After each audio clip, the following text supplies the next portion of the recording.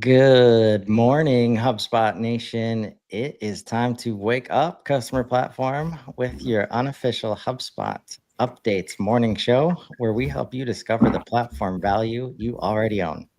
I'm Chris Carolan, joined by my co-hosts Casey Hawkins and George B. Thomas.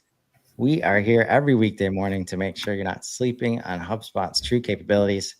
If you're joining live, drop a hello in the comments and let us know what you're building in HubSpot today. Happy Friday, May 2nd, 2025. Happy Friday. We made it. Yeah, we made it. We made it. Yeah, we continue to make it. Have we gone through an update yet this week that George has said he's going to do over the weekend? I feel like that's a trope of the show at this point. That maybe at least once or twice a week, George. I feel like I did maybe say that this week, but I'm not 100% sure. Yeah. How often do you actually spend your weekend going through a new HubSpot product? Oh God, a lot. Or at least doing something. Whether it's HubSpot or AI or like writing a book or whatever. Because I feel like I'm all talk. I'm like, yeah. No. And like, don't look at my Asana on a Friday because I'll be like, Saturday, Sunday, sure thing. Yeah, don't look at my calendar. But usually, listen, first of all, not why we're here. But you do have to take downtime to just be human. But I do spend a good amount of time working on things, looking at things, researching things, especially based off of this show or like AI, because you almost have to. Like, that's just the world we live in. And it helps when you think of work as play more than you think of it as work, for sure. And we will dive in. It's starting to feel more and more like play because of things like AI recommended actions in workflows, public beta, medium impact for marketing and operations. What is it? Introducing AI recommended actions in workflows. Now, when adding actions to workflows, AI will suggest additional actions based on common usage patterns. As users accept recommendations, the AI action recommender will continue to refine and surface relevant actions dynamically, helping you discover and streamline your workflow creation process. Why does it matter? We know mapping out the perfect workflow can sometimes be complex and time-consuming. Deciding which actions come next is a critical step. AI recommended actions simplify this process by surfacing relevant actions, saving you time, and improving workflow efficientness. Yeah. I like this because, I mean, I'm probably not the only human that has looked at a workflow like it's the, Sudoku puzzle from HE double hockey stick of like, what am I looking at? And so having like some recommendations around it and being able to like almost like fine tooth comb, like make sure it's like what it needs to be. But also there's a line you read in How Does It Work? Actually 2 words. Well, no, we'll do 1, 2, 3, 4, 5 words. No suggestion will be shown. Like that for me is just a cherry on top of like, oh, so you're not just going to make ish up so that I can continue to add more to the thing that might be okay already. Like, I like that little piece in there. Yeah. And how I think this will work, I mean, based on what we've seen is, it'll recommend suggested things. I've built a lot of workflows in my life. So, but I do sometimes forget steps when I'm building them out. Like I'm envisioning like a delay between emails, for example. Like that's something that sometimes, especially if you're just get into build mode, you can be like email. And then, it would be good if AI was like, hey, I think you forgot something. Casey, you miss steps? You mean you're actually human? Oh my gosh. In theory, that probably should be the most recommended step probably from AI as a delay of some sort. I mean, whenever I give a workflow training, I'm always like, if you're using this for emails, like, do not forget to add a delay. I think that's the key for me here is these 7 words: common usage patterns, Mhm. as users accept recommendations, Mm. and understand that. And I've shared this feedback with product managers who ask, I like all these AI recommendations, and I have to say right up front, look, I'm I'm a post sales guy. I'm from manufacturing. I'm very different from the usual, HubSpot user in terms of being marketing and sales focused, SaaS focused. And that's what a lot of their AI tooling, when you see recommendations, are coming from. That's what they're learning on. So just keep that in mind when you see these recommendations, and they might not, make sense to you in your situation. It's going much farther beyond just what's happening in your portal in terms of how it's learning. And it's probably dependent on which product is making recommendations and where it is in the portal. But just keep that in mind, right? Okay. Email AI translations now available to Marketing Hub Pro Plus. What is it? Email AI translations is a feature that allows you to quickly and easily create email content in multiple languages using AI powered by DeepL. This feature streamlines your communication workflow, saving you time and reducing the manual effort involved in translation. With support for 31 languages, you can ensure consistent and accurate translations. For best results, please make sure to review translations before sending, as translations might be inaccurate depending on how much context the AI model can build upon. Why does it matter? Email is a crucial channel for marketing, but creating campaigns in multiple languages can be time consuming, inefficient, and tedious and costly. Email AI translations eliminates these challenges by providing a native HubSpot solution, removing the need for external translation services or manual copy and pasting between platforms. This enables you to communicate effectively with your global audience in their native languages, ultimately increasing customer satisfaction and engagement. I have a client that most of our marketing is in English, but then we do have this German audience. And right now, we have basically 2 email teams and programs, and they basically don't talk. Like the German team does whatever they're going to do, the English team does whatever they're going to do. So when I first heard of this, I thought of them because I was like, wouldn't it be nice if we were sending cohesive messaging, if we were learning from one another, things like that. Wait, cohesive messaging. Wow. That's a power. I love that. Yeah, but that's why this is such an interesting use case. It's super complex. Because I guarantee there's that's where when you really dig into audiences and who you're serving, there could be just a completely different value prop for the German audience versus the English audience. But there's almost always something to learn from the engagement of the different audiences. And that's where, when you have siloed teams, it's real easy to go off track and be like, hey, this thing is working like gangbusters over here, and you guys aren't even touching it. Can we at least try it? Can we test it? You start combining that with A/B testing. I'm sure there's just a boatload of value, especially in to Nico's point on our last show. When you have 2 separate teams already available, and you don't think oh, email AI translations, maybe I don't need this other team now, right? So much value to be had when you can extend their reach because they're not buried in doing simple translations all day. Yeah.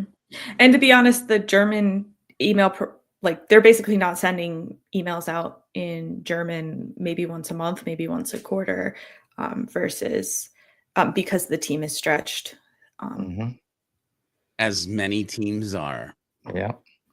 Yeah. The number 3 for today, Shopify app update, revenue reporting for orders. You Oh, should get yeah. excited for revenue reporting that is not attached to deals. Mm. Take notice, people. What is it? With the Shopify Data Sync app, you can now track revenue from orders generated through marketing assets with a new revenue reporting capability for the orders object in customer journey reports. An embedded order-based report is available within the marketing email performance tab, showing how many contacts received your email and then placed an order. Why does it matter? See precisely how your marketing activities influence purchasing decisions and generate order revenue. This clear connection empowers you to identify effective tactics and make informed adjustments. Chris and Casey, we've got a special guest on the show. I've asked my clone to join us because I asked it, what is the most important piece or witty thing about this latest HubSpot information? You want to hear what it had to say about this update? I would Yes. love to hear that. It says it's all about connecting the dots between your marketing efforts and actual revenue. This isn't just another nice to have feature. It's a straight up power move for marketers who are tired of guessing what's working and what's not. Here's the witty spin. It's like HubSpot just handed you a crystal ball for your marketing ROI. You're no longer just throwing spaghetti at the wall to see what sticks. Now you've got a clear data driven path from, hey, check out this email to cha-ching, order placed. That's not just smart. It's downright sexy for anyone who loves measurable results. And let's not sleep on the embedded report in the marketing email performance tab. It's like having a built-in detective that shows you exactly how many contacts received your email and then whipped out their wallets. Simple, clear, and ridiculously effective. The real kicker, this isn't just about tracking, it's about empowering smart decisions. With these insights, you can double down on what's driving revenue, tweak what's not, and optimize your entire customer journey. It's the ultimate work smarter, not harder tool for marketers who want to grow better. You feel me? Ah, Nailed it. thanks, clone. Thanks. Oh man, we gotta get that clone some more airtime. Yeah. Looking forward to later today. But yeah, and also like all the rest of my morning shows are about AI agents doing stuff for us, especially buying stuff. Mhm. And that's where you get farther away from deals, making any sense to be in your system. If they're just going right to order, we want to make sure we're serving that. So very cool update. In development, manually enroll and publish Mm. workflow permissions. Forward-looking statement at the front. It is in development. What is it? Today, the Workflows app has 3 basic permissions that a user can have. View, this allows the users to view workflows. Edit allows for editing and creation. And delete allows for delete. We are currently developing 2 new granular workflow permissions: manually enroll and publish. Why does this matter? These new granular workflow permissions will improve process governance and effectiveness. For example, with the publish permissions, you can now confidently allow more people to build workflows while maintaining control over who can actually activate them. This promotes collaboration while also reducing admin bottlenecks and risk of bad automations. With the manual enroll permission, more users like sales reps or customer support will be able to make use of automation during their day-to-day, whether it's from a CRM record or list page. These granular permission controls provide better governance over your automatic processes by separating creation and editing capabilities from activation powers. You can confidently expand workflow, building access to more team members while maintaining control over which workflows actually go live. This promotes collaboration and innovation in workflow design without risking unwanted automation activation, giving you greater flexibility in how your team manages automation processes. What I love about what you just read is there's a nice balancing act that's Mhm. happening. That's almost a little bit, I'll call it a moment of genius or brilliance, because it's collaboration. That's a word Mhm. you used, Casey, but without the chaos. It's being able to actually dive into this world of innovation that we need, but without as much risk as we historically had. And Mhm. honestly, even though this is like a permissions conversation, I feel like it's also like an empowerment. Like, we're empowering our teams to be able to do the things that need to get done, but also keep the process tight and secure. Like, this Mhm. is, I I know it's a nerdy one, ladies and gentlemen, but this might be my favorite one of today, even though it's in development. Yeah, and no, this relates to, and thank you, HubSpot product team, for making this part easy for me. It relates to this previous update where Oh people can, uh, let's see here. yeah. Do. Hang on, hang on. I have something for that. That's it.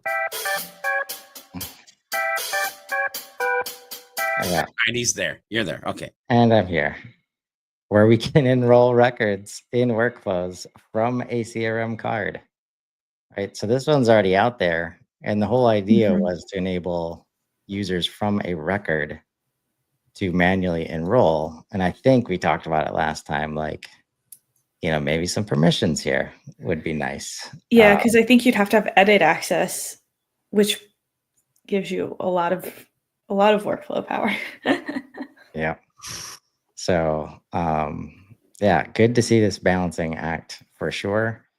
Um, Permission. note, We had a lot of permissions like a few months ago, and then it's kind of quieted down on permissions. So yeah, the return. note at the end here, uh, we will be releasing the permissions as they are ready. For example, we will likely release manually enroll first and then publish shortly thereafter. That's cool. Probably because we've got a bunch of people with CRM cards and we need to handle that one first. We know that we'll see this one again because somebody needs to change release to releasing, to which this will probably be back in our feed. But I'm glad that they gave us, this is yeah, I'm glad they gave us this little notice. Yeah. And I do too, Chris, like the fact that they're like giving us the threads to pull on to, like, this connects to that, because one of the superpowers historically for, like, at least my HubSpot journey, I think Casey and Chris, you'll say the same thing, is the ability to connect the dots and understand the connective tissue of HubSpot and everything that's happening around it. So the fact that it's coming into the updates, at least in this one, I'd love to see more of that. Indeed. Indeed. Thank you, HubSpot.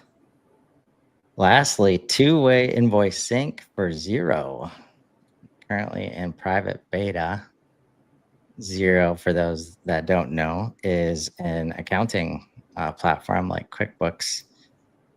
What is it? You By the can way, now if you sync. don't know, you probably don't need to know. But if You you can know, you know.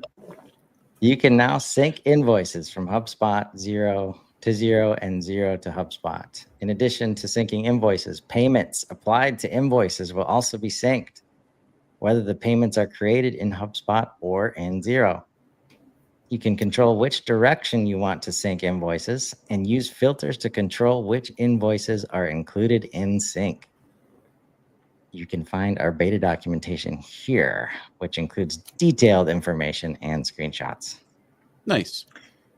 Why does it matter? Until now, HubSpot and Xero integration only supported one-way syncing of invoices from Xero to HubSpot. With the new functionality, you can use Invoice Sync to send invoices both from Xero to HubSpot and HubSpot to Xero. This update makes it easy to reflect invoices and payments in your accounting systems. You no longer need to manually export invoices from HubSpot and upload them to Xero. Any invoices that are created in HubSpot can be synced to Xero within minutes and will be updated if the invoice is changed in HubSpot or vice versa. Very nice. I feel like we've seen this one recently, but it's good that it's kicked back in for anybody who might use Zero. I have such a hard time seeing that and not thinking Xerox, but I'm just showing my age when I say that. No, all good. I Well, think now the you key can takeaway. print help tickets. So the Xerox integration may be coming. Don't indulge. With Zero, though, what I want to do is be printing dollars. I'm just Right, there you go. no. Yeah. And it gets easier when you start doing some of this stuff from HubSpot and not be, restricted to everything coming from your accounting app. Wait, so that is the takeaway here. All in one. Wait, Chris, are you saying the customer platform can be an all-in-one? Oh, wow. Yeah, all in one except for the accounting piece. Huh. All the communications, all the customer engagement activity. Huh. That's what we want in HubSpot. Oh, that'd be a great world to live in. The invoices that we send to people. Why are we doing that from our accounting apps, people? Stop it. Like, if you want to learn how to transition away from that, please DM me, because it's possible and it makes a whole hell of a lot of sense. Wow. Only 5 today. So I'm going to take a minute just to, highlight, like, the goal for me with all this stuff. Surprised you didn't refresh the screen. That's what I'm surprised of. But go ahead. Keep going. I'm sorry. The helping people keep up. Like, it's not going to slow down. I'm not saying you need to watch all the content, listen to all the content, but the goal is just to make you aware that this stuff is happening and try to have good conversations about it so that we can understand the nuance. We're not just reading from product updates cards to, or you don't have to just read from product updates cards and then try to understand it yourself. Like, you don't have to. We will. Right. Do that on your behalf. Give a little 2 cents. But later today, and if you've missed the first morning show with George and Nico, we talked about the AI buying agents that Visa just came out with. So AI agents being able to buy stuff on your behalf with your credit card is almost here. They announced that this week. So with that news, I'm talking to Willem Roos, pre-sales solutions at HubSpot, used to be in HubSpot customer support. What does HubSpot need to look like now? How do we think about HubSpot when we have to serve an AI agent buying journey? Changes the game a little bit when you think about it from that perspective, down to the property level. Which properties do we need to make available so that AI can see them and understand them? And then right after that, unboxing a Tango AI CRM admin agent. And Nico, at the end of the last show, after you left, George, brought up the idea of just showing the use case of having the agent going to create a private app and then having the agent check off all the different scopes so that we don't have to do that anymore. That might get some buyers just from that use case. Yeah. But seriously, how many things like that, cause friction for admins, ends up, maybe you don't do it all the way just because it's a lot of things to check off. There's really no great way to, use cases like that. Everybody wants to just check them all. That's a really irresponsible way to set up a private app, is to just say, like, I'll just add in all the scopes, like, every time, right? If you don't need to. So administration of the tedious things, is what I expect to see, and what I'm going to be unboxing today, with Ken Babcock from Tango. So hopefully that helps. You just try to keep up.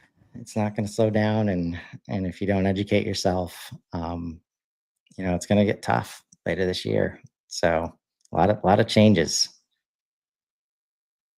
Anything before we wrap this week, folks? Favorite update from today, Casey? AI recommended actions and workflows. Manually enroll and publish workflow permissions. I'm going to be bullish on that one. I like empowerment updates. And of course, for me, it's orders. It's revenue reporting for orders. Loving Get that out of here. direction. Seriously? Well, earlier this week, part 2 of the Shopify HubSpot integration with Stefan Longcar. It's a great conversation about orders versus deals. Check it out if you haven't seen it. But that's where we'll wrap for today. Remember, folks, you probably already own the solution you're looking for in HubSpot. Sometimes you just need to wake up to it. Join us Monday morning. There you go. As we continue exploring what's new in HubSpot. Drop your biggest takeaway in the comments and let us know what capabilities you want to wake up to next. Until then, I'm Chris Carolan. I'm Casey Hawkins. And I'm still George B. Thomas. And this has been Wake Up, Customer Platform. Now go build something amazing. Have a great weekend, everybody.